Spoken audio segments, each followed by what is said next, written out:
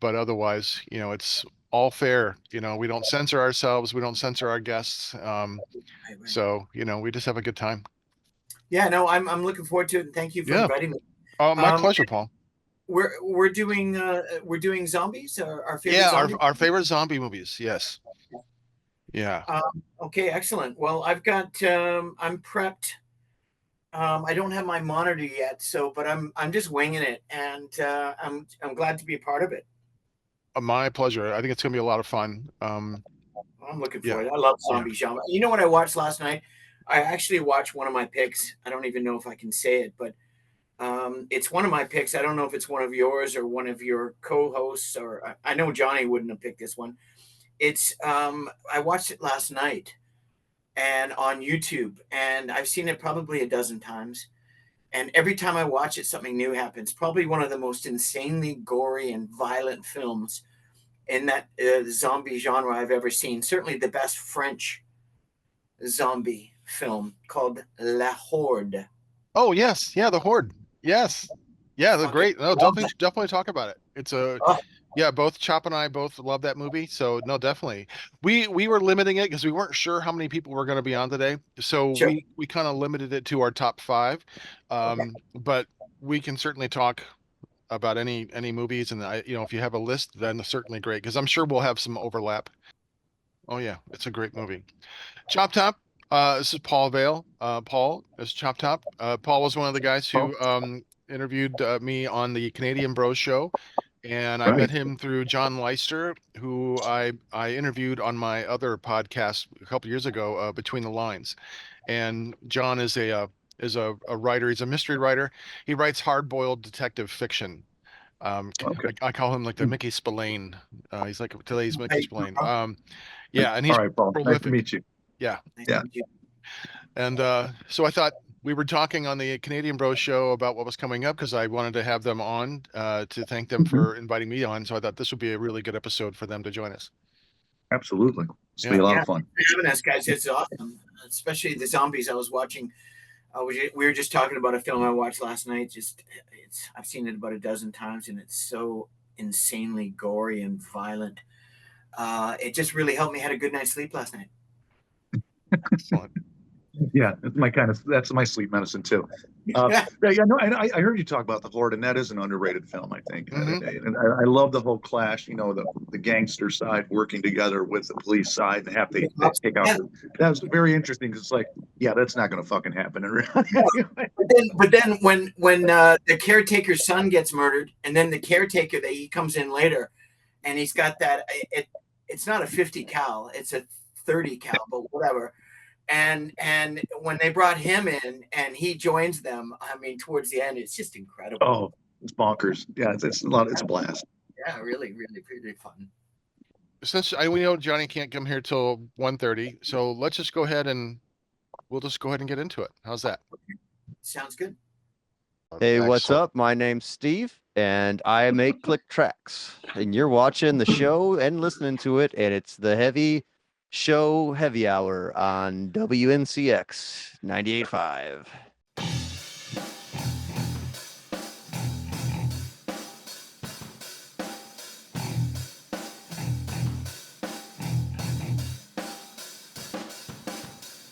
I am Montag, master of illusion. What goes up must come down, but not always. Yeah, this is chopped up, and this one's coming to get you. That's Keep it heavy. And you are watching and listening to Heavy Heavy.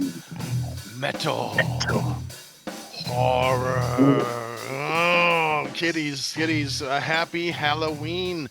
That's right. They're coming to get you, Barbara. That's the name of today's episode. We're going to talk about our favorite Halloween movies. We're going to focus on the zombie genre. And before we get into it, one of our guests is still will be joining us shortly. But we have Paul Bale from the Canadian Bros show. And if you were watching the Canadian Bros show where they interviewed moi, I appreciate that. I wanted to invite them back on onto our show as well. So, Paul, welcome to Heavy Metal Horror. Man, I'm really happy to be with you guys today. I can't imagine spending a Saturday doing anything else but talking about heavy metal horror, specifically the zombie genre, my personal favorite. I'm super pumped and very excited. We need to have a viewing party, like a virtual viewing party during Zoom where we could just sit and chat. We'll have movies playing and we could just talk. Yeah, And that would be awesome. Yeah, that no, would. I love that. I love it. Excellent, excellent. All right, so we know that Johnny is going to be here in a little while, so we're go ahead and start. Well, before the show, we were talking a little bit about the different types of zombie movies and the different kind of subgenres within that. And so, for those of you who are neophytes or deadophytes, perhaps, um, the genre, the zombies, really kind of in the film started back in the 1930s, and we have great films like White Zombie and I Walk with a Zombie with Boris Karloff. Those are really delicious, classic Universal horror films. And the zombies are the more traditional kind of Haitian voodoo zombies. They're controlled with magic or drugs, these kinds of things. There's still the supernatural element, but at its heart, it's about mind control and getting slave labor. That's really what that zombie genre was about. And then in 1968, George Romero comes around, and he changes the zombie genre by borrowing a trope from one of the best novellas ever written, I Am Legend by Richard Matheson. And if you've never read it, I would urge you to go out and read it because it's probably one of the best things you're going to read in a long time. But in I Am Legend, not the Will Smith. If you've seen the Will Smith version, forget everything that you have seen because that is like the worst pile of shit That's in that's the not the world. movie you're looking for. No. That's right. Yeah. The only thing that is like remotely close to I Am Legend in that movie is the fact that there's a guy with a dog briefly, and that there are zombies. But they're not zombies. These are vampires, and it's called I Am Legend. But otherwise, it's that movie was written by a bunch of guys who probably read the back of Matheson's book, the back cover, and that's about it, because there's nothing from the As novel. opposed to The Last Man on Earth with Vincent Price, which is more true Yes, to what yes, Matheson was doing. yes. The Yes, Last Man on Earth, but except for the end, is a little different. I mean, that's right. the same end you see borrowed in Omega Man with Charlton Heston. Mhm. which was Yes, the I Right. agree. how which was how I got introduced to the story, was watching the Omega Man when I was a kid. Yeah, me Um, too. yeah, but so so we have the zombies that come from Romero are more of a virus driven zombies, just like the vampires in I Am Legend. And so ever since then, the zombie genre for the last 60 years has been virus born. Everything's virus. So it's still influencing us today. So thank you, Richard Matheson. Um, but from there, now we had talked about some of the other subgenres. So Paul, what are some of the genres of zombie movies that you have kind of noticed how the genre breaks into subgenres? Yeah, I mean, I started to notice it certainly after Romero. His masterpiece. Everybody is influenced by Romero's movies, and it's always fascinating to see everybody's take. And so, if you take, as an example, we were talking in the pre-show about French horror, and and La Horde. I watched it last night. Uh, it ends up no one really knows what's going on in the beginning of the film. It's a revenge. It's cops versus gangsters, and then all of a sudden it turns into end of the world. And so and these zombies or they just show up. So we don't really know what's going on, but I kind of like that idea. I kind of like the fact that what is going on? It forces us to think. But the one example I'd have to say would be the when you talk about the rage virus and Danny Boyle and Alex Garland in 28 Days Later with Cillian Murphy. Not typically a zombie. It's more, as you were saying in the pre-show, more of a rage virus. And the exciting part about that is the zombies back in the 50s, 60s, and 70s were slow. Hmm. And the rage virus zombies are extremely athletic and violently fast. So that was sort of the first thing I started to notice. And honestly, I loved it all because you can talk about Spain and look at Wreck. not necessarily zombie, more virus. Hmm. Um, but it just spawned so many different types, and thank God it did, because the zombie virus, the zombie genre, is watered down heavily by B, C, and D content. It's hard to find good B and A zombie Yeah, film. Yeah. there's lots of garbage zombie movies out there, and I'm sure we will bring up some of those.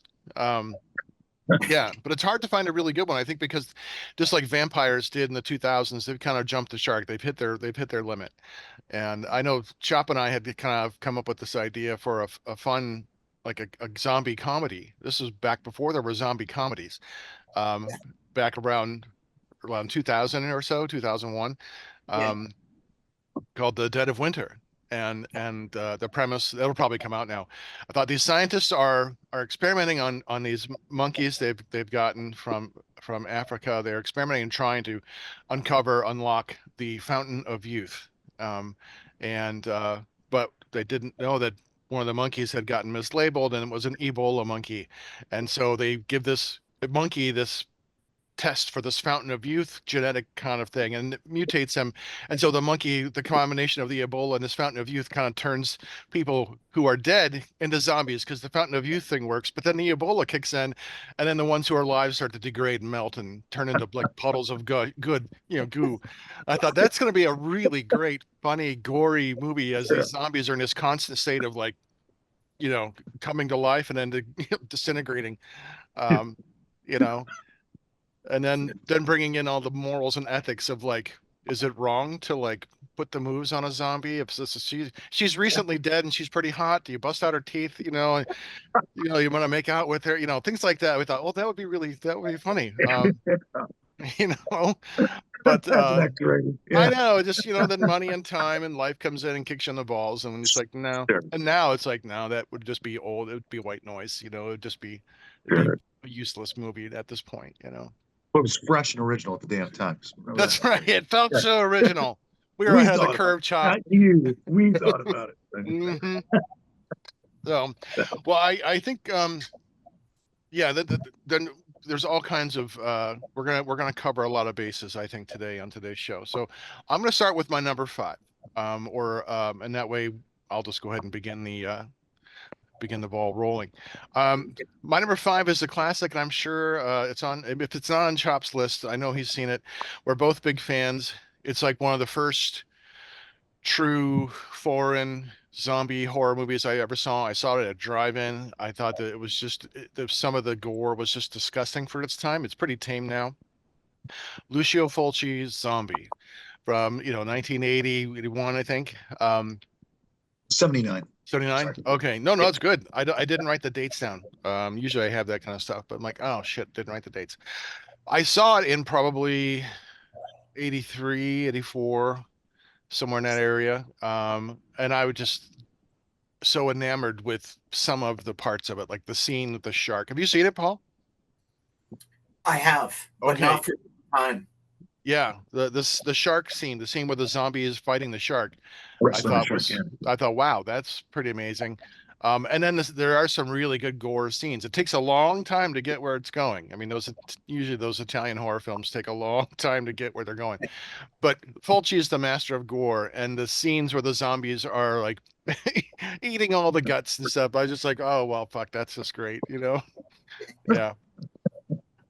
So Chop, I know you're a big fan of this movie. Yeah, yeah. This is actually, I'm just going to come out and say this is on number 4 on my list. There we And go. of course, and it starred, Ian McCullough, Richard Johnson, Tisa Farrow. I put down some of the stars in it as well. But it does take a long time to get there. And I believe this was supposed to be written, at least in Fulci's mind, as a direct sequel to, I believe, Dawn of the Dead, Right. his That's Dawn of the Dead. Right. That's why originally it was called Zombie 2. Yeah. And then they changed it for Zombie, a Because different thing. So, Dawn of the Dead is called Zombie uh, yeah. throughout the world. Yeah, just with an eye. Yeah. with nine. So, yeah. And I know the Italians, Italian horror specialists likes to piggyback off what the American directors have done a lot of times. Like there's an Italian Jaws movie that was banned or was sued because it copied Jaws directly, actually, from like frame to frame kind of thing. So it's not unusual for them to do this. But yeah, there's scenes in this movie The Splinter scene with the eye popping is Yeah. just the one that just Oh, right. you can absolutely, it's so fucking palpable. You can Yeah. feel the tension as it's leading up to it. And like we talked before, Montag and other shows, Fulci is so amazing creating those tension filled, those slow shots where you're you know what's going to happen. It's Hmm. just delaying it, inevitable. Yeah. The dread. And it's It just like builds when up it the happens, tension. right? And he just does it with his camera work and just the outrageous gore scenes. Oh yeah. But that eye popping one is just the one that's just like, oh my god. Yeah. Yeah. And then there's the chick. The zombie's so slow to come out of the earth. And then one chick and just grabs onto the neck and just Yeah. blood's just gushing out the chick's neck, and she just Yeah. It's like, how the fuck did you see it? You could easily run away from this fucking. They're like, Yeah. I it's can like, come on. understand the shock of It's, like seeing someone crawl on the ground, but I always wondered, like, look, but these really, really old zombies shouldn't have any muscular inside. The muscle should have been pulled away from the bone. There shouldn't be a way for them to like move around. They should just right. collapse. I'm waiting for that to see that happen. But But the use yeah. of practical effects, it takes a long way of time to get there. I'm a big fan of a lot of Fulci films, anyways. But yeah, this was number 4 on my list. So. All right, Paul, any thoughts on Zombie that you can add to Yeah, it? I mean, I've got so many, and I've got a whole bunch of different ones. I mean, I'm a huge George Romero fan, so instead of going 5, 4, I don't want to really put them in any order because to me they're all masterpieces. Yeah. Some more than others, but the first one that comes off the top of my head is when I saw the original Dawn of the Dead. It was so long ago by George Romero that it was highly controversial when it came out. And of course, I was too young. It was restricted in Vancouver. And so I couldn't get in and see it until a couple of years later. The same with Caligula, as an example, not a zombie film, but if you Hmm. saw Caligula, the Penthouse production, you'd think that, my God, what is going on there? Yeah. But when I finally got in and saw it, it blew my mind. That opening, the opening few minutes of the original Dawn of the Dead is absolutely a masterpiece of cinematic, just the whole unfolding, the terror in the ghetto building, and keeping all the people in the building in the basement fed by the other people, and the priest with the limp and the gimp, and then you talk about feature with the neck, the hand coming out. It Oh just yeah. shows you George Romero in that first neck scene, which they actually cut and censored before the George Romero director's cut finally came out, I believe, in 2003 with 142 minutes. Even that, a couple of minutes was taken out. But that opening scene where the guy goes in and takes a chunk of her neck out, let's face it, that just changed the dynamics of horror film and zombies forever. And everybody has their own version of that. And to me, the director's version of Dawn of the Dead, of George Romero, is, I think it's the best zombie film of all time. It was dated, I get it, and costumes and makeup, but to this day, I've probably seen that film over 50 times, Wow. and I prefer the extended director's version that George Romero finally Yeah. was able to put out, and it is Yeah. an absolute masterpiece. It's an 11 out of 10. Yeah, I Right agree there with you, with you. Paul. Go ahead, Chop. Go ahead. Well, I absolutely agree with Paul. And one of the things that I love in that opening, see those few minutes is just bonkers. But that head exploding, that SWAT Oh, guy, you that's so just good. freeze that just like it's a ripe melon just blows up. And you just laughing Well, your they ass cut off. that. You That was one rewind of it. the things they cut. That's me and Montag do that shit all the time. Yeah, Freeze it it. was fantastic. I mean, Yeah. Tom Salvini was the makeup artist, and he, to this day, says he made one big mistake in that film, and he chose to have gray for the zombies because they're dead.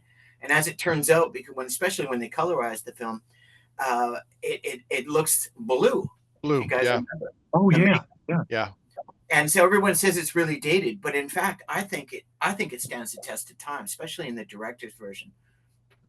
Yeah. The extra 20 some minutes or 30 minutes are totally worth it. I remember when I got the director's cut. I'm like, oh, these are great scenes. This is Mhm. really nice. Because I'm like you, Paul. This to me, this was the holy of holies, for decades. And I saw it when I was like 16 or so. I saw it in a midnight movie. I went with some friends, and I was just like, oh my God, it blew my mind away. Just and I started like immediately writing a sequel to it. Like I'm gonna continue the story, but with people I know, because I was an idiot and thought I could write, when I was 16. Um, but no, yes, I agree. And you see the unraveling of society because the first movie is so claustrophobic, and now we see that blown everywhere. We just don't know how far spread it is, and that's what I love about it. And I love the idea of holding up in a mall, and having all the mall stuff and the fun of the mall, and this had an arcade and all those things to yourself. I thought that so it really played to my 16-year-old sensibilities and wonder of fantasy, but it is one of my absolute favorite horror movies of all time. Yeah. Well, and the social It's commentary, sorry, Paul, the social commentary it still applies absolutely. today, where people are going, we're going to go to, even in death, where they're going to congregate to. It's all about capitalism and commenting on that, Right. that's more important than anything else, Reading my mind, chopped up. That's exactly what I was going to say. The commercialism and with the television scenes and the radio scenes and it stands the test of time. It's incredible. And look how Mhm. many actually copied a lot of that as well. There we go. Oh, All right. Well, hello. there we go. Hi. Yeah. We should be good to 3 go. million people are seeing you right now. Yeah. All across the world. That's Hey right. guys, how you Metal doing? horror podcast is the biggest thing ever. All right. Oh man, Hey. one hiccup after another. Hi guys. Greetings and salutations, gentlemen. Hello. Great. All right. Nice We to uh, meet you. we saved the best for last. That's right. Well, Welcome, everybody John. believes what they want in their own little world, John, but That's that's right. okay. Uh, I think we're meeting for the first time, sir. My name's John Leister, Yeah. Yeah, co-host of I'm the Chop co- Top for co-host the of the Heavy Metal Canadian Horror Bro Podcast. Show. Yeah, Yeah, John, yeah. that light is pretty bright. Is there any way you could Okay, adjust that or just move the sure. angle of it? Too much. Let there That's be great. light. That's fine. Is that Yeah. okay? That's Well, much we Great. better. want the world to see my handsome face, for That's goodness right. sake. Now we can. Otherwise, what's the point, right? That's John, what me there's and Montag no say all the shortage. time. There's no gentlemen. There's no shortage of the shamelessness of Johnny Leister, He's and not wrong. he promotes himself more than any other person I've ever met in my life. I There's see no other way to Johnny, live. whether I want to or not. I see Johnny at least 10 times a day. We're Uh, definitely going to have you on many He's shows uh, then because we're pretty he's shameless uh, ourselves. he's yeah, he's, he's omnipresent. Okay, so we're talking about zombie movies, right? Yeah, and we'll make sure everyone you get a plug for your wonderful Okay. writing, Johnny. So Johnny, we Thank were you so talking about much. your writing earlier. Oh, thank you so Johnny is much. the yes, the Lee Hacklin Yes, series. It's sir. great, Oh, tremendous fun, tremendous fun. when I absolutely. hear it's so wonderfully gratifying when you hear another person actually say something that is your creation. You really can't put a price on that. Like Mark Justice, I'm a self-published author. My day job is security. I work in downtown Vancouver. As I said earlier, I'm the co-host of the Canadian Bro Show with an extra from the Road Warrior, apparently, Mr. Paul Bale, looking like a humongous. You need the goalie mask, and the look would be complete. Okay, I'm going to jump in with my choice. Let's get this show on the road. Well, it's already on the road. I'm just Yeah, going to we were kind of tag talking about along. Dawn of the Dead. That was Oh, Paul's very good. first choice. So yeah, That and is a classic. so Johnny, Okay. go do your pick, and then Chop will finish with you. How's that? Sure. Thank you so Okay. much. Okay, I'm going to jump in with The Return of the Living Dead, 1985, written and directed by Dan O'Bannon. I think this is one of the funniest zombie movies ever made. Let's get into the story here. A warehouse owner, accompanied by his two employees, who all know that Night of the Living Dead was actually a movie, or was it actually a documentary? They and a mortician friend and a group of teenage punks deal with the accidental release of a horde of unkillable, brain hungry zombies on an unsuspecting town. What I love about this movie is the way the characters react to the zombies. They react the way actual people would react. There's a lot of screaming in this movie, and it's so over the top and it's so hysterical that it's actually funny. And have you guys seen this movie? Oh yeah, Oh yeah, I saw the Yeah. Yeah, drive-in. love it. Yeah, same here. And I remember watching the theater, and the audience was just losing their minds. You remember the scene with James Karen with the axe, and his boss is telling him, "Be brave, Frank," and the guy's like pissing his pants with terror. It's really, I think, one of the most realistic horror movies ever made because Yeah, the way the actors, because people, nobody's going to be calm in this kind of situation. unless you're a Navy SEAL. Most people are just going to lose their minds in the midst of a zombie attack. Yeah. And I also love how you see such a group of disparate characters. You have these very conservative guys who are running the mortuary. You have these punk rockers, and yet they're all banding together to fight this common cause. And I always find that very uplifting. And this movie has a great ending. It has one of those apocalyptically satisfying endings of all time. It's so ironic. They're calling for help, and spoiler warning, they get nuked. Be careful what you ask for, right? Yeah. And you got that punk pop metal soundtrack. It's a great soundtrack. You got Leanna Quigley dancing naked. It is. Getting So naked, yeah, trash. yeah, Very easy it's her on best that. performance, I Yeah. think, for sure. And Yeah. it's a tragic love story between Freddie and that other gal, and he winds up becoming a zombie. I mean, this movie just works on every level imaginable, I feel. Yeah, when James Karen he's so outrageous in this Yes, film. he's It's so screaming. I He can't is. help but just belly He's- laugh every time he's He's one of starting the to most- lose it. His resume, that guy made hundreds of movies. He's Oh, one of the yeah. most legendary character actors of all time. And you just buy everything that he does. I mean, I imagine everybody had a great time making this movie. Sure. You've seen they're rebooting this, right? It's coming out Of Christmas. It's Yeah. like, why? We got to do this again. But again, Hollywood's lack of originality shows again. What movies have you guys covered since I joined the podcast? Besides Dawn of the Dead. We started with Lucio Fulci's Zombie. Oh, okay. I don't know that one. Oh, it's a classic. Yeah. Oh, okay. It's slow moving, but it's got some fantastic gore. And Okay. yeah, definitely. Dawn of the Dead. Then Dawn of the Dead. Paul mentioned Dawn of the Dead. Right. The original director's cut, though. Yes, the original director's cut. Actually, Return of the Living Dead was number 4 on my list, so I'm glad that we're going to talk about it. You guys were talking about the start of Dawn of the Dead with the newscasts. Yes. No, I've only seen like 2 minutes of that. I'm like, I won't watch it. It just I don't like remakes as a whole. No, I'm talking about the original. But the original Dawn of the Dead. Yeah. Oh no, I love Dawn of the Dead. The first 10 minutes of that movie, you really get a feeling that the world is just spiraling. Oh yes, we were just talking about that. That's it's such a cracking way to start a movie. It just sucks you right in. Right. It's chaotic. You don't know what's going on. You feel the tension, because like in Night of the Living Dead is such a claustrophobic movie that I had mentioned, and it's so tight. Right. And now you had this chaos spread everywhere, and I like the scenes where they're flying over the helicopter and you see the, but the rednecks are loving this, and they're like plinking zombies out in the field, You just see how far spread it is. Whack-a-mole. Yeah. You just see how far spread the plague they're in is. heaven. You see, what sucks for some people is actually pretty awesome for other people. That's how life works sometimes. Yeah, but we love the practical effects. I mean, the helicopter zombie is fantastic. Sure. The first time you see zombie kids, which was kind of very satisfying to see them get put down. So yeah, I love the movie. I really do. But to give Zack Snyder credit, the remake actually is very effective. Is it? Okay. It's a tighter. It is. I agree with John. I enjoy that too. It's a tighter and leaner version of the original movie. Okay. And again, it also has a very, very sad and satisfying. Okay, ending. I will give it a try. I feel that one complements the other. That's the way I look at it. I'll give it a try.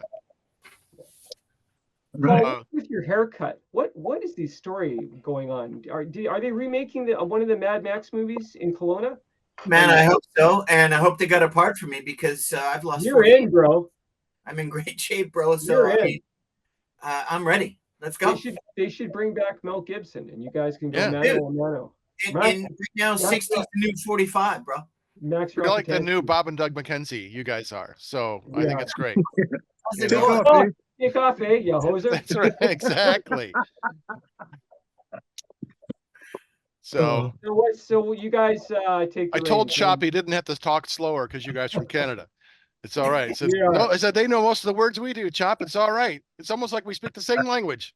Right. I love your picture, Mark, of Johnny Sacco. Oh, thank you. Giant robot. Use giant power. Robot. Oh yeah. I lost my mind every time that show came on TV back in the day. One of my all-time favorite TV shows.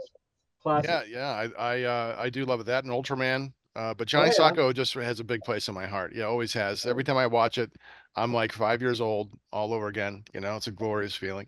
You know And what's great about Ultraman is that he has his light on his chest, and when the light starts blinking, it means you, he has 3 minutes left of right, power. the tension is there, right? And there's one episode where he actually the light went out and he actually lost his power and he became human again as the kaiju were taking over the world, and it was a cliffhanger, and I couldn't sleep that night. I mean, it was very traumatic.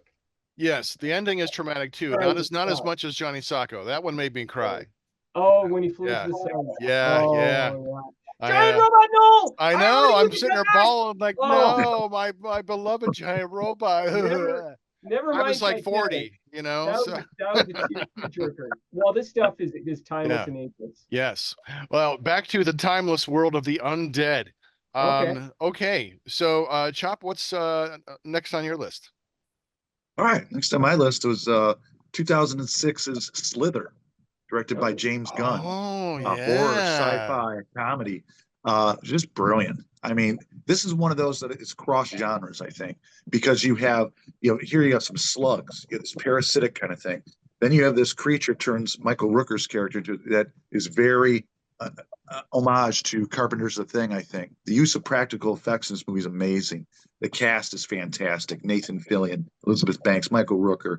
Uh, it's just, I mean, you think you're bringing a little Night of the Creeps, you bring in some zombie classic stuff, you bring in some sci-fi horror, body horror stuff with that kind of thing, parasites taking over, and you just got a brilliant, brilliant movie from front to back. And I was surprised it was a commercial success and a critical success that it was. And yes, the James Gunn, the same one who just did Superman and all that, did yeah, this. he's been That around. surprised me when I looked Yeah. back because I didn't pay attention when I first seen that. Yeah. We did a Brilliant. whole Friday. episode on James Gunn and Unsane Radio because we all love his work. And we all Yeah. are huge fans of Slither because it does so successfully transcend horror, comedy, sci-fi, and you have a big name cast. It's done well, it's written well. It's not like it's a B movie done well, you know? Mhm. And that's because of the humor. It leans into the humor, into the oddity of it, the absurdity of it. It's I kind love of when that Lovecraftian. I love when that Brenda is impregnated by all those slugs, and she it hurts, bitch, and she That's fucking right. blows up. Yeah. I just laugh my ass off, man. It's so Yeah. funny. Wow. Oh, it's over the top. It's over the Yeah. top. That sounds horrible. I don't think so. Have either of you guys seen Slither? Yes. No, but I like most of James Gunn's work. I mean, I love the first Guardians of the Galaxy. That movie is really fun. Mhm. Sliver was excellent. It reminded me of David Cronenberg's earlier similar film. I can't remember the name. David Um, Cronenberg's all about the body Oh, horror. the Rabbit. yes, Rabid, Rabbit, yeah, yeah, yeah, Rabid yeah. with Marilyn Chambers. Marilyn Chambers, Marilyn right? Chambers. Yeah. Yeah. Just saying, David Cronenberg, Canadian, just for the record. So is George Romero, by the way. Oh, really? I did not know that. I thought he was Italian Canadian. He is. He's Italian Canadian, Oh, there and you he has go. American citizenship That as works. well. What's your next choice, Paul? Yeah, your Is it, your is next it pick. is it me? Yeah. Knock it out of Um, the park, buddy. I as much as I love zombie films, this perhaps wasn't necessarily a zombie film, although the Nazis did create zombie-like creatures. And this movie is largely nobody talks about it. And I've watched it at least 10 times because it blew me away. It was basically the movie's called Overlord. Mm. And it is absolutely amazing. If you haven't seen it, it's filmed in the Second World War. Brutally good. J.J. Abrams was the producer. Oh, Thank God really? he directed because it would have been a different film. And he brought Yeah. in his friend who did a masterful job. And it's like psychopath Nazi scientists create these demon zombie virus, whatever they called it, and these guys are going in D-Day, and it's a B movie with a Hollywood budget and a mix of veterans and people you don't know, and it is 2 hours of nonstop entertainment. Yeah. Wow. It's Sounds amazing. fun. Nobody Definitely talks about inspired like a Tarantino like level of kind of like Inglorious Bastards meets the Yeah. undead kind of thing, Right. Yes, Yeah. absolutely. And the scenes, the war scenes are excellent. The cinematography, There's everything. It's just really, it's an exceptional film that nobody seems to talk about. And it's Yeah. really dark. Overwhelmingly I never Very heard of gory, it very before. gory, very violent, very Yeah. dark. Everything was- I love about that genre. I went Absolutely. into it thinking it was going to be a little bit lighter in tone, and was pleasantly surprised at how gruesome and grim it was. Yeah. Because I'm thinking, okay, it's easy to make fun of this genre, like maybe I don't want to blow anyone's wad, Dead Snow, something like that. Where you get that humor. Um, but this was so intense. It was really intense in a way that I did not expect. And I love the whole story. I love all of it. It was done so well. And the way you described it as a B movie with a Hollywood budget, that's precisely it. Wonderful. And Yeah. and go see it again because you'll catch stuff that you didn't see the first time, and it really is just an extremely well done film from the very beginning to the end. Yeah, a lot of fun. Absolutely. Okay, Sweet. John, what's your Okay. next? You want to do one, Mark? Go ahead. Okay. I'm going to go with 1978's Invasion of the Body Snatchers. Donald Sutherland, another famous Canadian, directed by Philip Kaufman, who is a very prolific and successful director of The Right Stuff, one of my all-time favorite movies. Veronica Cartwright, Jeff Goldblum, and Leonard Nimoy. Philip Kaufman was supposed to direct the first Star Trek movie, and that's how he became friends with Leonard Nimoy. Based on the 1955 novel The Body Snatchers by Jack Finney, the plot involves a San Francisco health inspector. This is not a rat turd. Uh, who, over the course of a few days, discover that humans are being replaced by alien duplicates. Each is a perfect biological clone of the person replaced, but devoid of empathy and humanity. And who can forget the classic scene where Donald Sutherland and Brooke Adams are pretending to be pods, and they're being very stoic as they're going through the crowds, and this dog runs up to them, and the dog has like a face that's fallen off somebody's body. Holy moly. I mean, if that's not the stuff of nightmares, then what is? And I'm not going to spoil the ending of this movie. Yeah. Absolutely one of the Yeah. greatest and most One of the bone-chilling greatest. endings of all time. I saw Yeah. this movie in the theater in 1977. I think Yeah. Paul and I both saw it when we were kids.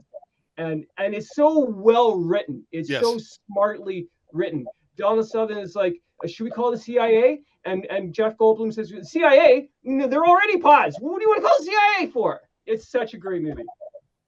I agree Absolutely. 100%. Yeah. Yeah, I saw this Yeah. too when it came out in the theater, 77, 78. And I just loved it. And I grew up watching the classic, so I liked the original as well. I really Yeah. still do. But this one is so creepy, much creepier Right. and darker and And you could yeah. even look at it as a sequel to the original because there's a scene where the actor, I can't remember his name, who screams they're here or Yeah, they're here. right, You right. He actually was in see this him one. running. You actually see him running through the streets, still Yeah. trying to Kevin, learn. You know, I the forget guy, his last Kevin McCartney, I think his name is McCarthy. Kevin something. Kevin McCarthy, McCarthy. that's Yep. right.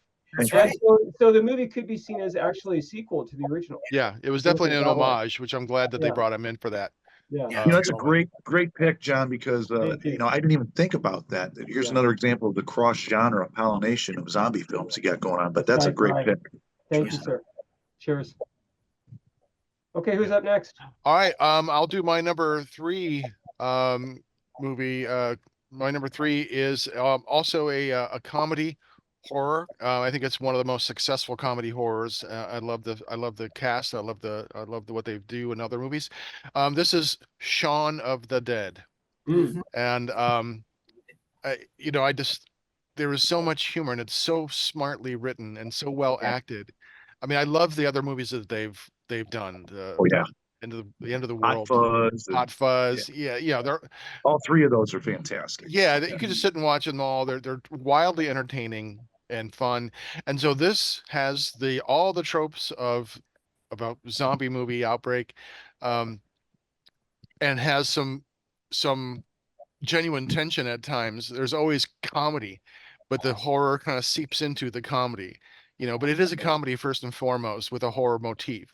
And but yeah, it just is wonderful. The Winchester, it's a place you always want to let's go. And every time they pour all those drinks, I'm like, I want to have a drink with these guys. I think I would be I, off I it. love I love Montag when they got the zombie chained up in a shed or whatever, and he's free and they're like he's going real sudden like da da da da da da da da da like it's like poking fun at him like Yeah, come on we're having fun it's with just at great. the zombies' It's so expense. great.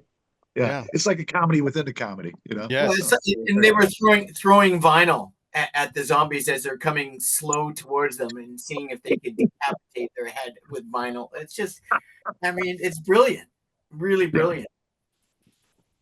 great fun. Great John? choice. You know what's Okay. interesting too? It started the careers of both Simon Pegg and Nick Frost, Right.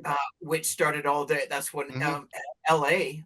said, "Hey, these guys are talented. We got to." Yeah. Well, they were on a show called Spaced. Have you guys seen that show? Which is Yes. kind of a geeky version, very funny and very Yes. well written. Do you want to do one, Paul? Do you want to jump in? I think it's. I think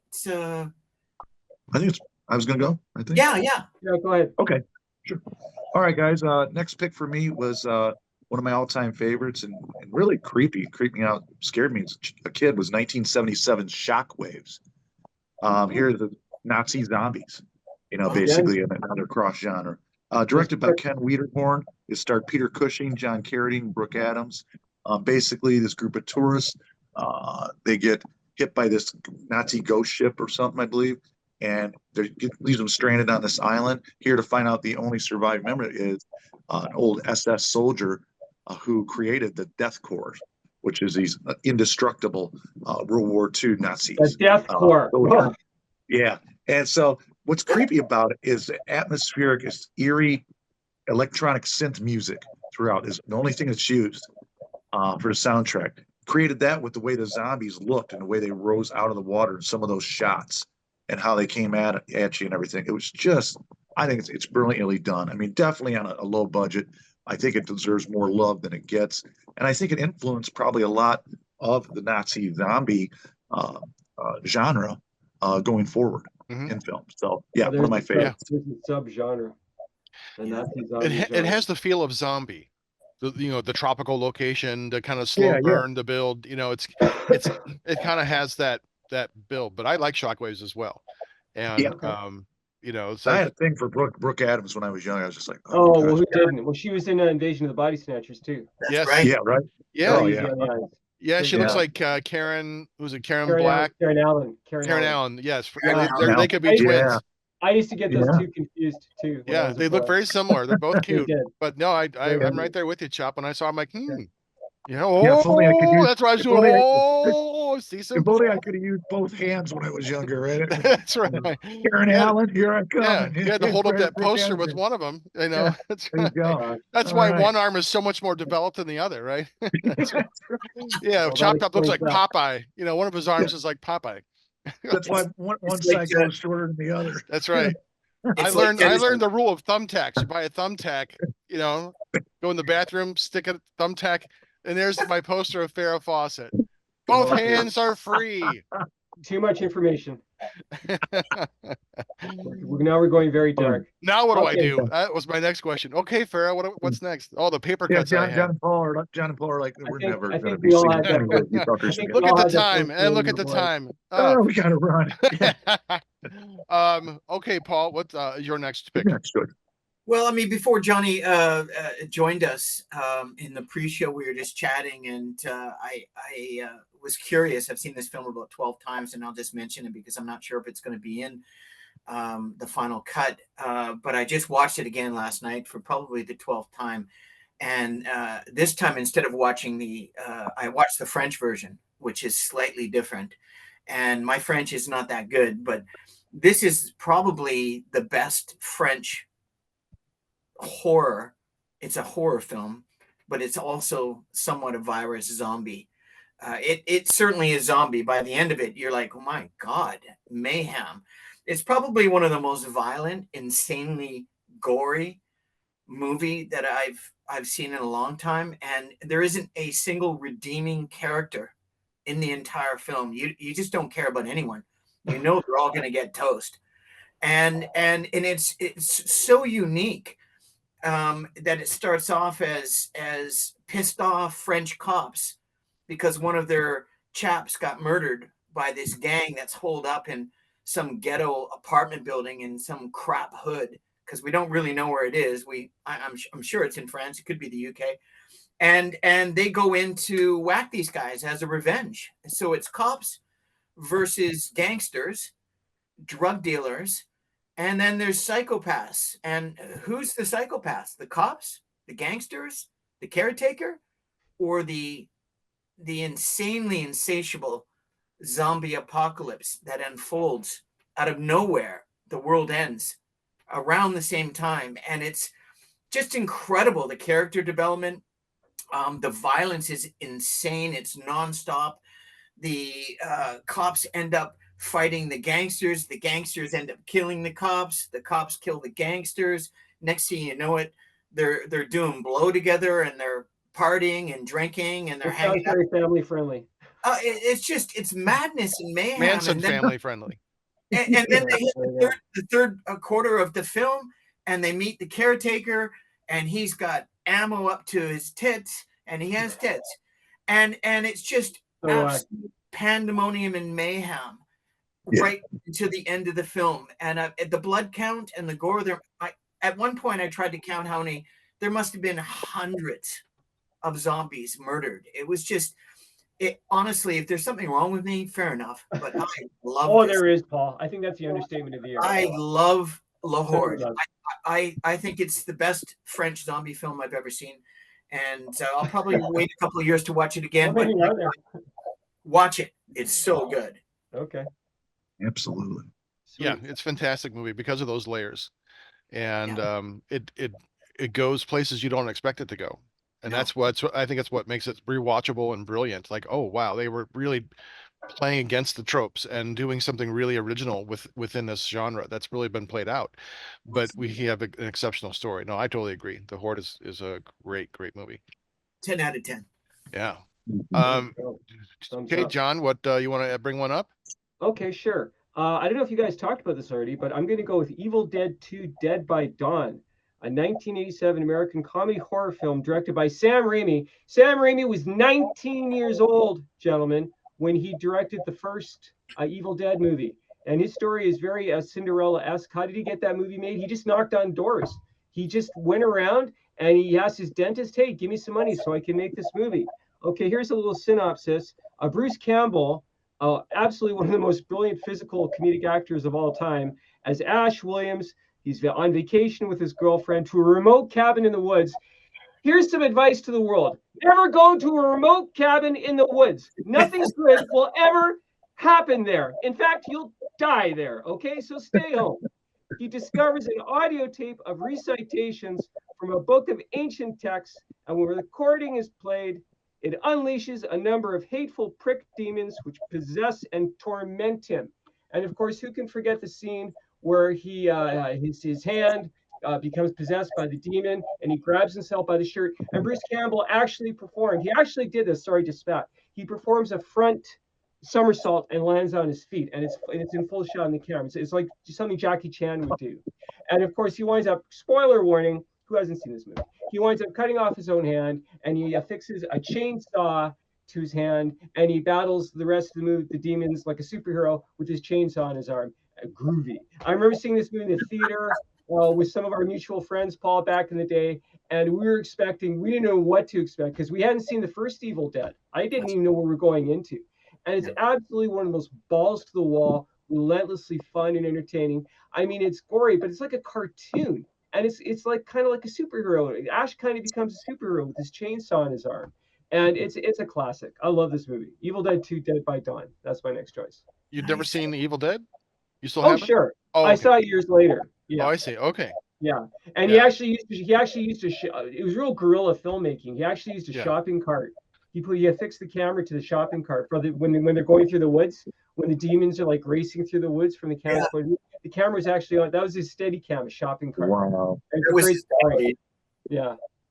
No, it was that shot that got him the money to finish the movie. No, it's the original Evil Dead is one of our favorites. We just had a show on talking about this a little bit, Chop and I did. Yeah. Oh, yeah, great. Yeah, fantastic shot. Yeah, I love the gore. It's so terrifying. The second one, I I didn't like as much because it now we look like we're in a set of a cabin instead of a real cabin. For Oh, one, I the see. film I could tell was more, they had a higher budget. And Right. because of that, it looked more Hollywood. It looked more staged and produced. And I wasn't really, because the first one is so relentlessly scary and terrifying. Mhm. I didn't like the shift towards comedy. Yeah. And That's how I felt. That's how I felt about Army of Darkness. yeah, In that was Army of like Darkness, just it was too comedic, too and comedic. It was I just, couldn't get yeah, into it. and Yeah, I'm like, you've gone to one extreme to the other, and I exactly. like both. And I like movies that can straddle both, like Texas Chainsaw Massacre Part Two. Um, Oh but yeah, but yeah, with this, Dennis Hopper. yeah, but this, so Mhm. Evil Dead 2, there are some things I like about it, but it looks a little too clean. Like it looks rough and lived in. Evil Dead is like these guys are shooting with a cheap camera. I wanted it to look like that because that adds to the visceral horror of the film to me. It's got that kind of cinema verite look, and but hey, but it's No, a I think those are very valid observations, Mark. I love the entire Evil Dead franchise. I'm just to put it out there, even for each one for what it's worth, including the 2013, because it's so bleak and dark. There's no humor in it, so that's what I loved about that. And the I forget 50,000 gallons of blood I think they used in the one shot, and yeah, it's just amazing. Evil Dead Rise I thought was wow. They held nothing back on violence on kids in that fucking movie, and I thought that was brilliant, anyways, as well. And now they're doing another one with I think Bruce Campbell is involved in producing part of it as well. But Evil Dead Burn, I think it's going to be coming out or something. But yeah, I enjoy each one for what it's worth. But yeah, those the Bruce Campbell era is just the ones that everybody always goes back to most and says, because he is such like John said, one of the most impressive physical comedic actors Mhm. ever to grace the screen. So yeah, all right. great choice. Nice. Okay. He manages to mix goofiness and heroics at the same time, which is Right. pretty rare. Yeah. Yeah. He doesn't take himself seriously, but you believe him at the same time. He's very Mhm. believable as a hero, and he's self-effacing, and he's so self-aware. And I love that about him. He's just this very self-aware guy. He knows his limitations. He knows his Absolutely. Mhm. limitations. A man's got to know his limitations. Yes. All right, Chop. What's next on your list?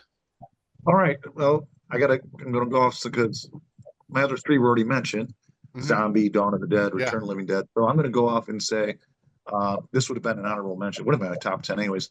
A South Korean film called The Wailing. Mm. Um, we talked about it we had a foreign horror episode for Heavy Metal Horror Podcast, and me and Montag discussed it thoroughly then. But basically, it's this stranger comes to this town, and basically all these weird murders or suicides and stuff start happening. And here to find out, basically, that this guy, spoiler alert, if you don't see it, sorry, here it is. This guy is basically the devil himself incarnate, this stranger. Well, it's part possession film, it's part zombie film. Yeah. There's dark comedy to it.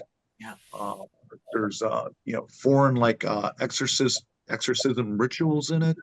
It's just, I mean, it's just brilliance across the Well, I board. love that The stuff. acting is fantastic. The child actor, South Korean actors, just tears at your. She's fantastic, and she gets possessed in as well. It's wow. It's just it's heart wrenching, and it's got a very brutal, dark, surprising ending too. So yeah, I highly recommend The Wailing. I bought it. I loved it so much. So Great choice. Great choice. My goodness. What a great Yeah. film. great Yeah. film. The pacing's so good. I love the Korean sensibilities. We both love foreign horror. The Train to Busan is one of those great. That's a more of a. I thought that's what you were going with because you said South Korean film. Like, oh, Train to Busan. But Oh, that's there's in a, there. yeah. Oh, okay. There's a sense. Well, might as well since it's here. Um, I love the sensibilities. They bring a lot of pathos to their horror, and they take the time to tell the stories and make you care about the characters. And that's one Yes. thing that we don't often have here. Traditionally, it's like the first people you see are expendable. They're going to die. You don't care about Yeah. them. You don't like them.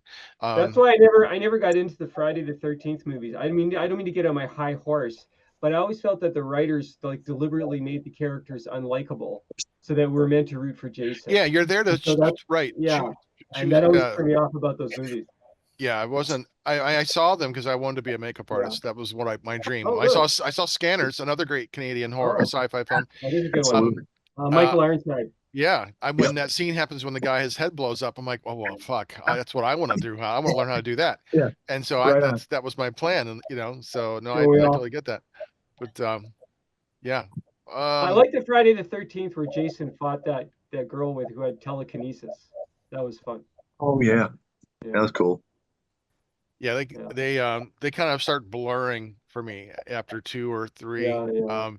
And then Close that they get stupid ridiculous, camp. like Go to Hell and Jason in Right. space, and I'm Do you like, remember the one? okay, Do you remember the one where he walked across the screen like James Bond and he threw the axe at the screen and then the blood came down, just like the opening of a James no, Bond but movie? that's hilarious. Yeah. That was brilliant. Tongue planted firmly in cheek, I think so. yeah. Um, Perforating the cheek. all You want to right, do one, Chop or Paul? yeah, I'll I have Paul, go one ahead, more. jump. Go All ahead, right. Mark. I have one more left on the list because we'd already talked about Return of the Living Dead was on my list, and also Dawn of the Dead, which we've talked about those. The only other one now, the number one on my list, it has become just one of my favorite movies to watch. Just not just a zombie genre, but I just love the movie, and I'm glad that there is a sequel in the works, starring Brad Pitt. We have World War Z. We say Um, Zed in Canada. World War Z, and then I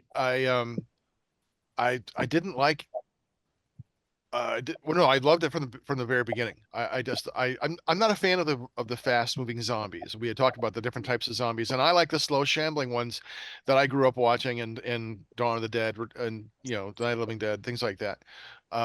But this is that kind of rage virus, kind of thing. But like Dawn of the Dead, this movie starts off within 2 minutes you are in thrust in chaos, like what the fuck is going on, things are blowing up, people, traffic, like you have no idea what's going on, and then that cop is sitting there, tell them, hey, get your, close your door, and a truck rams up, it's Yeah, just yeah, like, that's the thing I it's was just like, gonna what say. the fuck is going on? Oh, It's yeah, I very, remember that. it's very frenetic. But the story is so compelling, and then you have the problem solving, like the whole scientific approach. And I love that they're trying the scientific approach. They're trying to figure out what the fuck this virus is, while maintaining a lot of action and mythology, and horror. Yeah. Anyway, so I will leave it to the Well, round table here. What do you guys think? World War Z. you know what really got me? What movie is this again? What movie is this? World World War Z. War Z. Oh, I haven't seen it. But the scene that really gets me in this film is when they're all I thought I'd seen congregated. it, but no, I haven't. I was thinking of another movie. When they're all congregated at that fortress or whatever in the Middle East, and the zombies discovered her there, and then they just climb up, just Because there's so too much fast. noise. Oh, Yeah. yep. And they just keep climbing, and then they start just falling over the top of the wall, and they're falling everywhere, falling on top of people, and their mouths gaping open. Right, it's just total bananas and such a blast. And it's just such a memorable scene because you don't see something like that, or that you could recall Yeah. in horror cinema ever before. So yeah, it's not like in what was the one with Burial Ground, where the zombies work with tools, they work together as a team, mommy. Yeah, Yeah. there you go. It was like There that, you but go. it was like a swarm of like ants, where them building the Yeah, tower to climb up. It's like We there was don't like them. some kind of working dumb together, intelligence. Yeah. networking. Yeah, We don't like smart zombies. We want them dumb. They're more killable when they're yeah. It was dumb. like hive intelligence going on with those Kind zombies in of. World War Yeah. II. Yeah. Like the Borg from Star Trek. Yeah. World War Z. Okay. Paul, have you seen World War Z? Yeah, I did, and I was very excited to get into it. I do like, everybody likes Brad Pitt. He just has that personality, the looks, and everything. But I felt it fell flat for me. Like I Am Legend, the mistake they did was to rely too much on technology, and the CGI is just That's way true. over the top, way over the top. And Yeah, the Omega. I feel the Omega Man is a better movie than I Am Legend, because for that reason. well, they were actually we were talking about I Am Legend because of Matheson. The what 3 different films were made from the Mhm. Omega Man and that story, and I think I Am Legend, the premise. I like the idea. I like the idea of doing a modern version of Mega Man. I really enjoyed Omega Man. Mm. But the CGI on the zombies or whatever they are No, it takes you out of the movie. was I think it just destroyed it, and Yeah. the last quarter of the movie fell apart. The last 10 minutes, And even in the extended where they found another 21 minutes because everybody complained about it, it just, I don't know. Anyways, that's just my opinion. I still enjoyed it. It's just CGI, versus really good makeup. Yeah. I understand why they do it. Technology has advanced. Yeah, and you It's got just 10,000 zombies on a screen. It's kind of, and they're climbing over a giant wall. So yeah, yeah, it yeah. looks fake. I don't know. Anyways, No, good I get film. it. Yeah, It's always better to go Yes. practical. I agree. no, I agree yeah, 100%. yeah. So Great. there's the last one on my list. I have some also Okay. rans, but I mean, we can talk about other ones that are on your list as well. I have one or two more on my list. All right, let's hear Shall we one, go John. or do I do it? Okay. Did you guys talk about 28 Days Later? 2002 post-apocalyptic horror film directed by Danny Boyle and written by Alex Garland. It stars Cillian Murphy, so memorable as the Scarecrow from the Christopher Nolan's Batman movies, as a bicycle courier who awakens from a coma to discover that the accidental release of a highly contagious, aggression-inducing virus has caused the breakdown of society. And what's great about, well, everything is great about this movie, but whatever my takeaway was that right before the quote unquote zombies or the rage virus victims, they're really victims, start to attack, the camera starts shaking. Like right before the attacks happen. And so Yeah. once the camera starts shaking, you're like, oh shit, they're coming.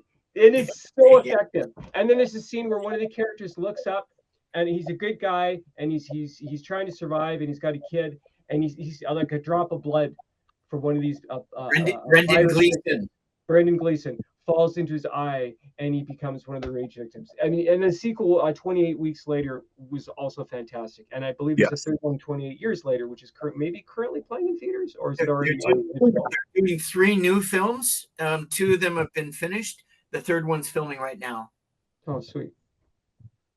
And it's the same team, Boyle and Garland. They Right. did. Are they continuing with Well- the sequels to 28? Well- Is it going to be like 28 decades later, 28 centuries later? I mean, Yeah, The first one is I think 28 it's millenniums later.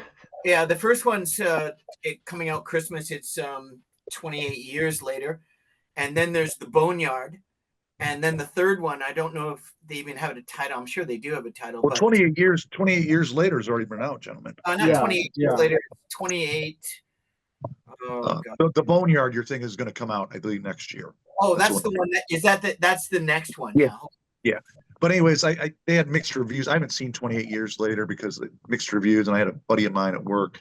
He saw it. He goes, "Don't you go to the theaters and saw it." I go, Oh, "What? really? You were so excited?" And he goes, "Unless you like to see a lot of naked zombie penises swaying as they're Oh, walking no. on it. There's a lot of that." And I'm like, "Yeah, that's not." He goes, "It just was not good." so you Other went than to see it the in Boneyard, IMAX. the Bone Temple was really cool. It was awesome. But the preview, I guess, makes it look a lot more likable than the actual film. But I do like the both 28 days, 28 weeks.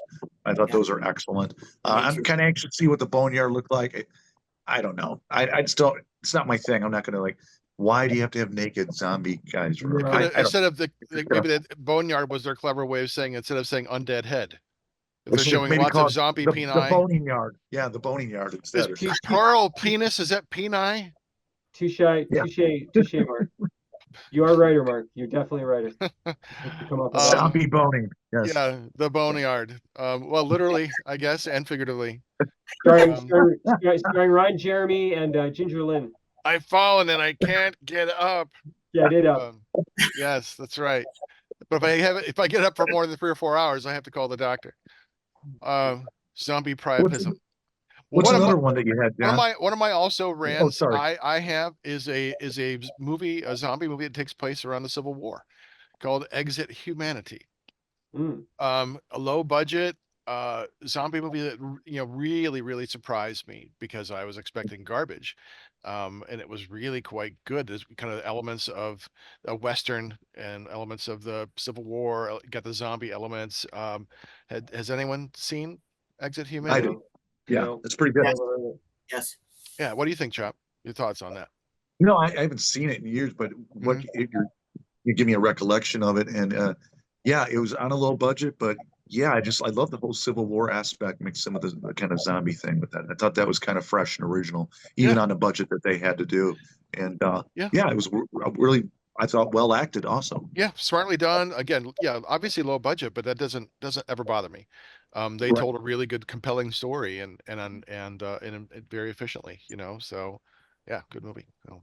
And there was wasn't there a one that was a higher budget that was done in like sort of the 18th century, and there's and it's a real period piece and high budget, and it's zombie and a bunch of hot chicks with guns and swords.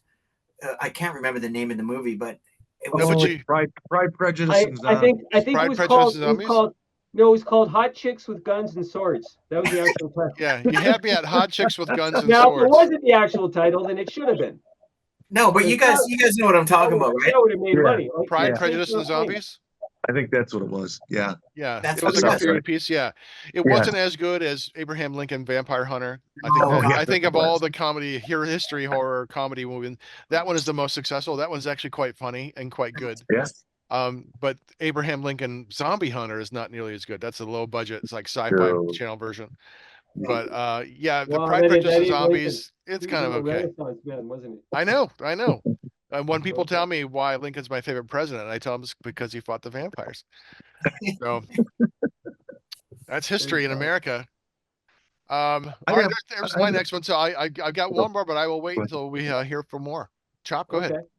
Well, I was going to do also ran. I'm going to go on Night of the Creeps. There's another one bringing it. Another like that kind of sci-fi parasitic slug kind of thing. Zombie films. Like it's such a blast. I think that the tagline was like, "By the way, your date's here. By the way, you're dead," or something like that. Dead. Was the tagline. No, the good poster. Yeah. got good news and bad news, girls. The good news, your boyfriends are here. The bad news, they're dead. Yeah. Yeah. Yeah. But no, it was so well done, and it's comedic horror. It's definitely a dark comedy to it. Had the actor who was in Halloween 3, Season of the Witch and the Fog, Tom Tom Omar, Atkins. Oh, right. Tom Atkins. Yeah, he's in there. He's a police detective, I believe, in it and stuff. I haven't seen it in years, but I need to revisit that one. But it left an imprint for sure. It's definitely a blast. So, all right, sounds like a fun film. Okay. Paul. Well, I'm as a crossover, I think I had about 14 video, but four of us, we've all hit everything pretty much. So I came up with perhaps maybe slightly esoteric, but it's really surprised me. Cabin in the Woods shocked me because I thought it was going to be a shitty slasher film. Like Johnny said earlier, don't go to the cabin in the woods, especially in the opening scenes when they get out of the town and they go into this alternative universe, if you will, or matrix. And how it starts off and how it ends is the antithesis. It's absolute pandemonium at the end, and it ends up being zombies, and then it just changes into every single conceivable evil monster that you could imagine is in the matrix of that cube elevator system, and the way the movie finishes is just unbelievable film, so well done. And the way they had the guys in the booth orchestrating everything. Yeah, it was like an experiment, right? Like a absolutely right. Well, then they were putting bets on it. Yeah, and then putting bets on it. That was what I thought was really hilarious. And it's become a meme now. You can see that as a meme. I didn't have that one on my list or whatever. Who would have thought of that? Well, I believe they had to keep sacrificing these people, was it yearly or something like that, to keep their god happy, or they were all going to die. Wow. The gods.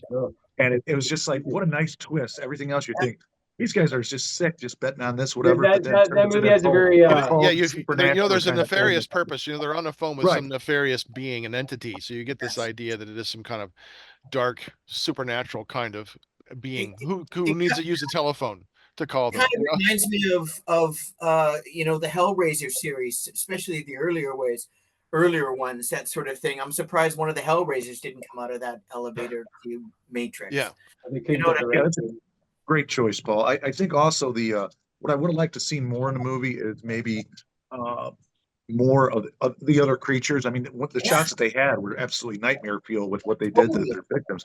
Yeah, but I would have liked to see more of them, because it's like you're going so quickly through near the end. You're like, I want to see what that one would do, or that one. It's almost too much. Yeah, it's such a blast. Yeah, a lot of fun, very fun. Okay, who has got anyone have Okay. anything else? I just found one on the internet. This one is kind of a left field choice. Okay, I'm going to go with The Serpent and the Rainbow. Oh, 1988 American horror film directed by Wes Craven, written by Richard Maxwell, loosely based on the nonfiction book of the same name by ethnobotanist Wade Davis, who I believe is Canadian, wherein Davis recounted his experiences in Haiti, investigating the story of Clavirus Narcisse. I'm probably mangling that name. Mangling is an appropriate verb for this podcast, who was allegedly poisoned, buried alive, and revived with an herbal brew, which produced what was called a zombie. And I remember enjoying this movie, but the one scene that really stuck in my mind is where a Bill Pullman, who plays the main character, they put him in a coffin and they give him this drug that paralyzes him. He's conscious, but his body's completely paralyzed. And then these pricks put a tarantula, a live tarantula, in the coffin, and then they seal him underground. Please kill me Yeah. now. Just kill me. Yeah, right. Exactly. I'm right in the same boat There with are you, John. some Yeah. fates worse than Fuck death, spiders. Yeah. and I all right. think that counts. Yeah.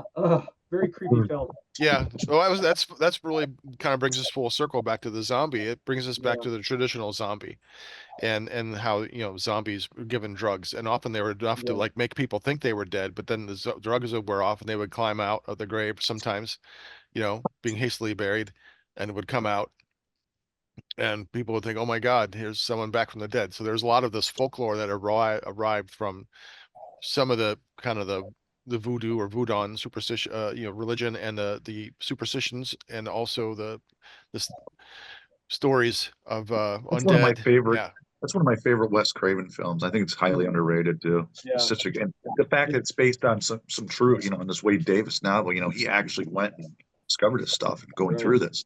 We don't know how much of that was true. It's based on, but yeah, I think it's really effective too. There's some creepy moments in it. yeah, yeah, Oh yeah. sure. Sweet. Well, I've got one more to talk about, and this is a Japanese movie called One Cut of the Dead. Has anyone, just by show of hands, have you seen I this? I heard about No, it. I wanted to see never it. heard of it. But go on, go Okay, ahead. Yeah. I am not going to spoil it because it would be a travesty. It is a movie that deserves to be seen, paid attention to, because you will be so fucking glad you did at the end. Um, Oh, I am intrigued. it is a zombie movie. It's a movie about zombies. It's Japanese. There's action, there's comedy, there's horror. It has all the wonderful things. And it's kind of ramped up, and it feels a little bit like an anime in places, but Oh, it is genius. It is so good. It's the only reason why it wasn't on my list is because I forgot about it until I was like, oh shit, One Cut of the Dead. Yeah. Um, but it is one of the most entertaining movies that you will ever can you give ever see. can you give a little bit of the plot, No, basically? I'm Oh, not. okay. You're not going to. I'm not gonna. It involves Okay. zombies. That's all I'm gonna All right. say. But it is one of the most original, entertaining Hey, one movies you will cut. ever find yourself Yeah. watching. One Cut of the Dead.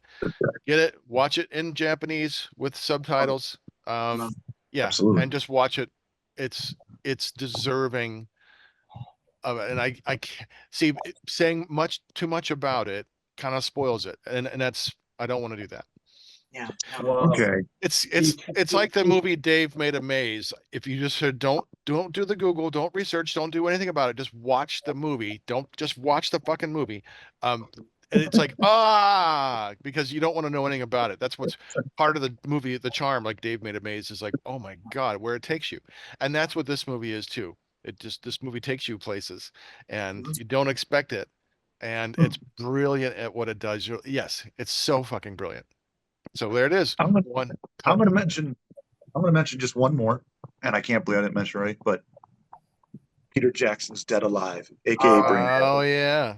There you I go. mean, the most bonkers, Yeah. most glorious zombie films ever in history. We did I forget our Halloween horror films. I think me and Montag did our show on that. This was in both our lists basically because we just love and adore this film because it's so brutal, and this practical effects are amazing. So much blood. I mean, they used a ton of it for that house scene with the lawnmower. Yes. And Yeah. I was referring to Evil Dead 2013. I think this was the second bloodiest, most blood used, as opposed to when Evil Dead 2013. But it is just bonkers. The priest What's he say, Mark? He does that. I kick ass for the I, Lord. I kick ass for the Lord. That's right. Yeah. Yeah. You know, Oh, it's so his good. ninja priest. That was great. I mean, it's just so bonkers, and just that the mother's ear, she's falling Yeah. off into the Into the pudding or pudding. whatever. Yeah. The custard.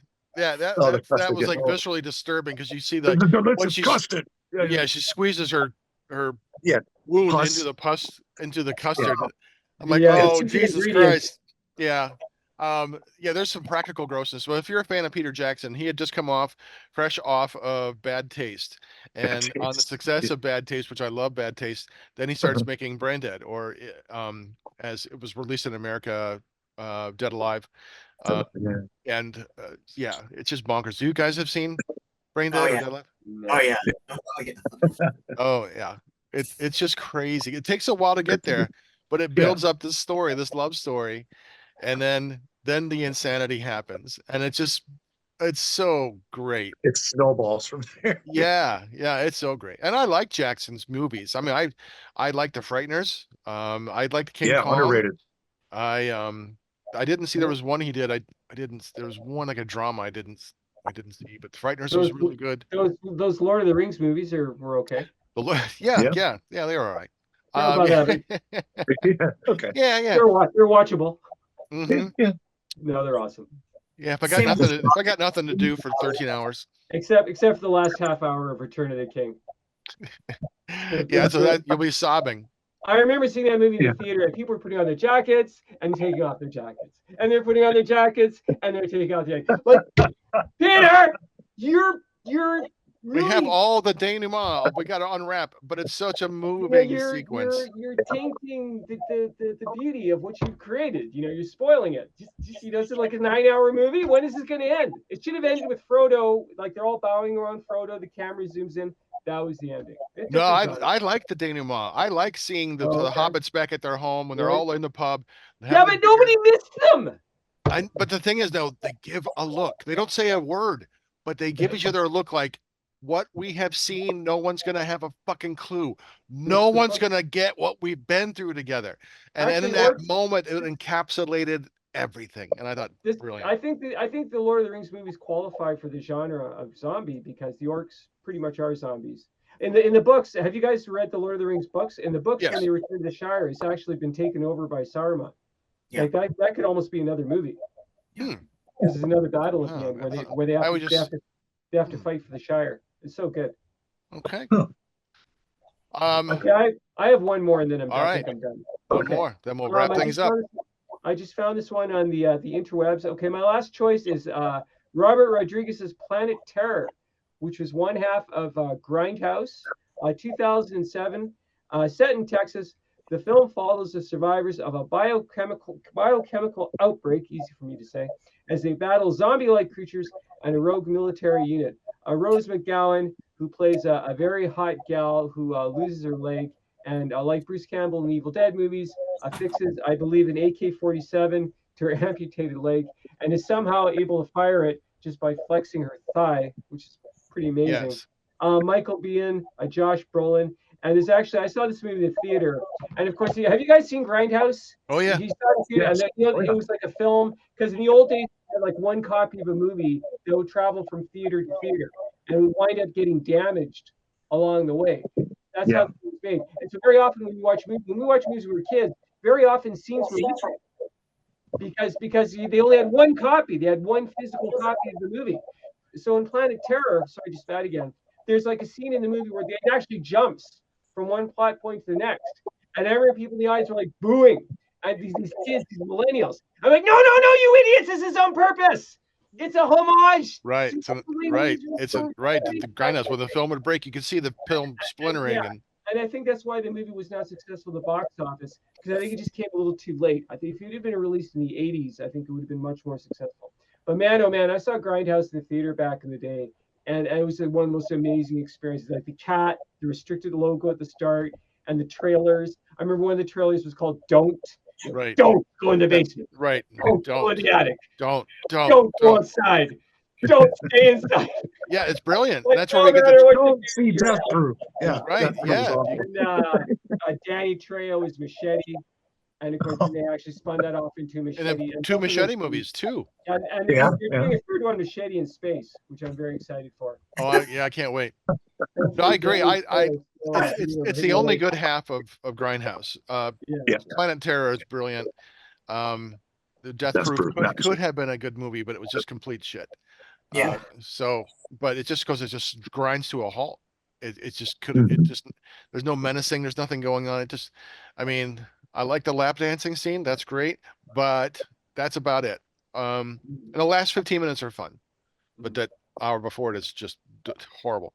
Anywho, but back to the good part. Yeah, I love Robert Rodriguez. Over the top. Oh, yeah. It's so much fun. Like you can see that with also with From Dusk Till From Dawn. Dusk Till Dawn. You know, Right. so there's in his movies, mariachi, he really Right. likes the big over the top and goes Desperado. way beyond it. Yeah, that's great stuff. I like his Yeah. films. Yeah, me too. And so yeah, this one's just tremendously fun. Bruce Willis shows up.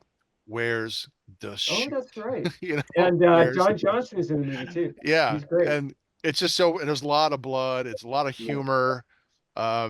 You know, the guy who was in Lawnmower Man, Jeff Fahey. yeah, Jeff Fahey, you Yeah. know, as the chef. Rose McGowan's looking amazing. Oh yeah. Yeah. That song is fantastic that she's dancing to. It's like, yes, yes, thank you.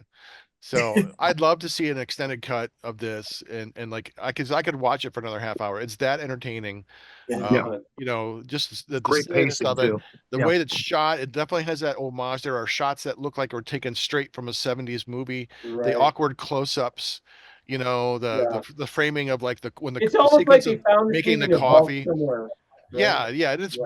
a brilliant homage to that Yeah. kind of 60s, early 70s look, you know. Yeah. It looks like the car, you know, which is we love And the in a car. weird way, it makes the experience more realistic. It feels like you're watching something that's real because now, like you said earlier about Evil Dead 2, because everything's not so glossy. That's a problem with movies nowadays. Yeah. It's almost like they look for our generation, maybe not so much for the younger generation, but they're too polished now. I always want to see practical effects over the CGI. I mean, look, I'm not dissing CGI. So when CGI works, it works. But I think you always want to see something that you can touch. I just think it's much more effective. Yeah, I agree. Agreed. All Oh, right. well, That's my gentlemen, last choice, guys. I think I'm done. want to thank you both for being on Heavy Metal Horror today. Before we Thank you, go, sir. please let everyone know where they can find the Canadian Bros Show. Go, Paul, go. Well, we're on YouTube at the Canadian Bro Show. You'll recognize our new logo. It looks like a superhero's shield, and essentially it's Canadian Bro Show. It's Johnny and I and Trent, my other co-host of the most. We like to talk about Canadian pop culture and all the things that falls under that, and then we also talk about basketball because I'm a hoop junkie, and we've done 52 episodes with What do I know about basketball? the Canadian Bro Show pop culture, and we've done 30 episodes on. And in fact, I'm filming my very first episode of the Canadian Bro Show, the professional basketball series of interviews with an old friend of mine later this afternoon about how to be a professional basketball player. So it's a little bit broad, but in Canada, a lot of people don't know, just really quickly, that we invented Canadian football, Canadian lacrosse, and Dr. James Naismith invented in my opinion, the greatest sport in the world, basketball. And so those are the topics at the Canadian Bro Show. 81 episodes in 1 year. Couldn't have done it without the co-host of the most, Johnny, and the other co-host of the most, Trent Raleigh. Thank you, gentlemen, for asking me. Can I interject for a second? Mark, Canadians also invented and created William Shatner. You're welcome. That's right. What the world Thank be without you William Shatner? for If your it contribution. was for Canada, there would be no William Shatner.